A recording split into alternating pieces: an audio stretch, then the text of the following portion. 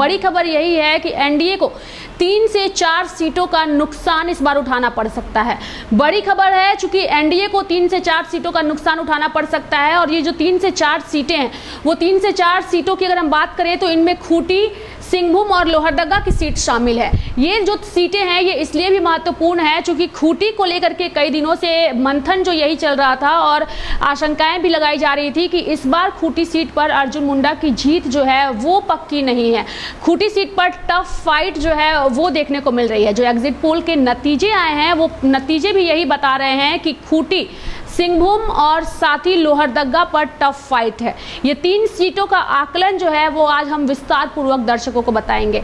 सबसे पहले मैं दर्शकों को ये बता दूं कि जो एग्जिट पोल के नतीजे आए हैं, झारखंड की अगर हम 14 लोकसभा सीटों की बात करें तो ये 14 लोकसभा सीटें बेहद महत्वपूर्ण है।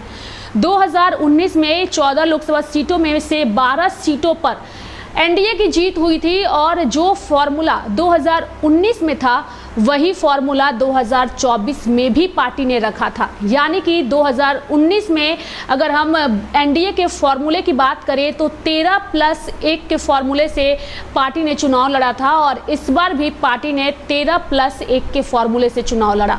पिछली बार 13+1 के फॉर्मूले के तहत चुनाव लड़ने पर एनडीए को जो है वो 12 सीटें हासिल हुई थी, 2 सीटों पर पार्टी की हार हुई थी। वो 2 सीटें जो हैं वो उन सीटों की हम बात करें तो वो राजमहल है और साथ ही अगर हम सिंहभूम की बात करें जहां जो सिंहभूम सीट थी इन सीटों पर हार हुई थी। और अब जो समीकरण सामने आए हैं वो सिर्फ 2 सीटों का नुकसान एनडीए को नहीं दिखा रहा है बल्कि 3 से 4 सीटें। अब ये 3 से 4 सीटें कौन होंगी ये 4 जून को तय होगा, लेकिन जो समीकरण, जो डाटा लाइव इंडिया हर्पल ने निकाला है उसके मुताबिक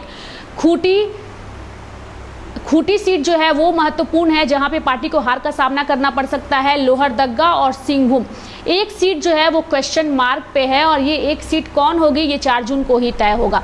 लेकिन बड़ी बात ये है कि झारखंड में मोदी मैजिक जो है वो नहीं नजर आया। अब इन 14 सीटों के अगर हम आकलन पर जाएं तो अगर हम प्रधानमंत्री नरेंद्र मोदी को देखें तो लोकसभा चुनाव के वक्त नरेंद्र मोदी ने कितनी सभाएं जो हैं वो झारखंड में की।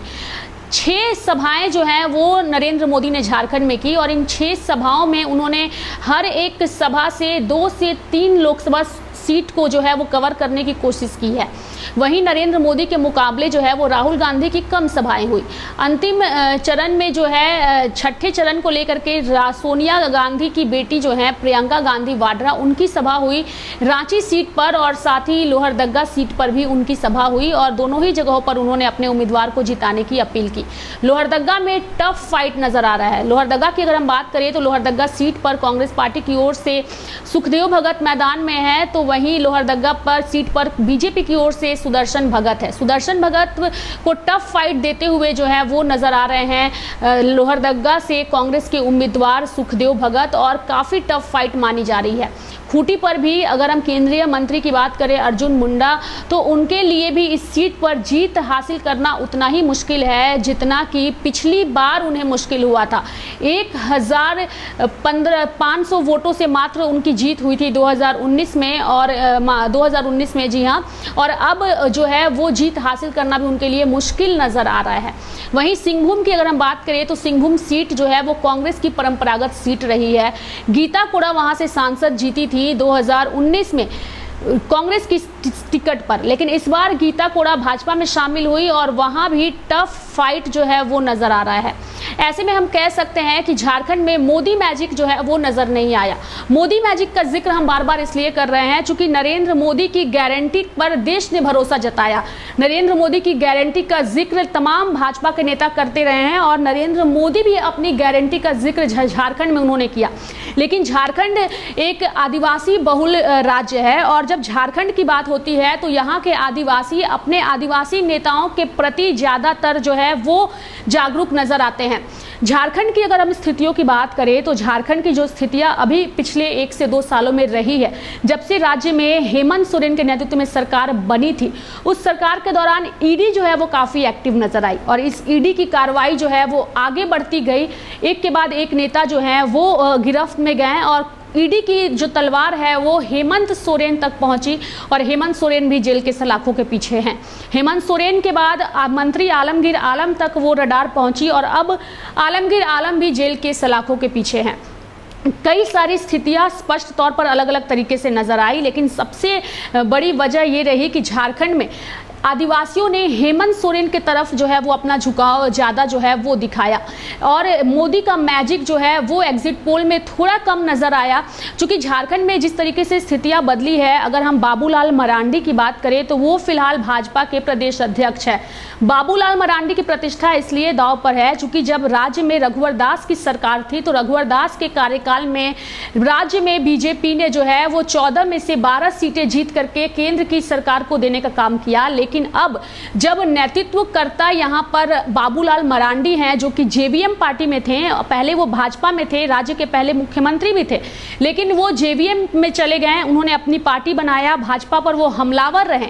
लेकिन इस बार 2019 में जब उनकी हार हुई तो वो एक बार फिर से उनकी घर वापसी हुई और घर वापसी के साथ ही उन्हें जो है वो प्रदेश अध्यक्ष की जिम्मेदारी दी गई। अब ऐसे में उनके कंधे पर जिम्मेदारी है, लेकिन भाजपा के अंदर इसका भी फूट जो है वो साफ तौर पे नजर आया और नतीजा यही रहा कि जो एग्जिट पोल में 3 से 4 सीटों का नुकसान दिखाया जा रहा है उसमें जो है वो जनता यहाँ की खुश नजर नहीं आ रही है। जो एक सीटें हमने शुरुआत में क्वेश्चन मार्क में रखा था, वो एक सीट की अगर हम बात करें तो वो सीट दुमका सीट है, जहां से शिबू सोरेन की बड़ी बहू भाजपा के टिकट पर चुनावी मैदान में है। लेकिन इस सीट को फिलहाल हमने क्वेश्चन मार्क पर इसलिए रखा है क्योंकि यहाँ पे 50-50 का जो है वो टफ फाइट नजर आ रहा है। 50-50 हम इसलिए कह रहे हैं क्योंकि सीता सोरेन जो है वो लंबे समय तक जेएमएम से जुड़ी रही और जेएमएम पार्टी के कई नेताओं और साथ ही आदिवासियों का एक झुकाव उनकी तरफ रहा।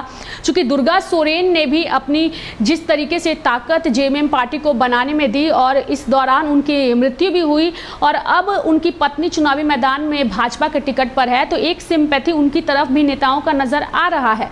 लेकिन टफ फाइट दुमका सीट में भी है। तो झारखंड के इस एग्जिट पोल में 14 सीटों के बारे में हमने आपको बताया, लेकिन 14 में से अगर हम बात करें तो 10 सीटें जो है वो पार्टी बिल्कुल जीत की तरफ ही बढ़ रही है, लेकिन 3 से 4 सीटों का जो नुकसान हो रहा है वो सीटें एक बार फिर से मैं दर्शकों को बता दूं कि ये जो 3 से 4 सीटें हैं वो हैं खूंटी, लोहरदगा, सिंहभूम और साथ ही दुमका।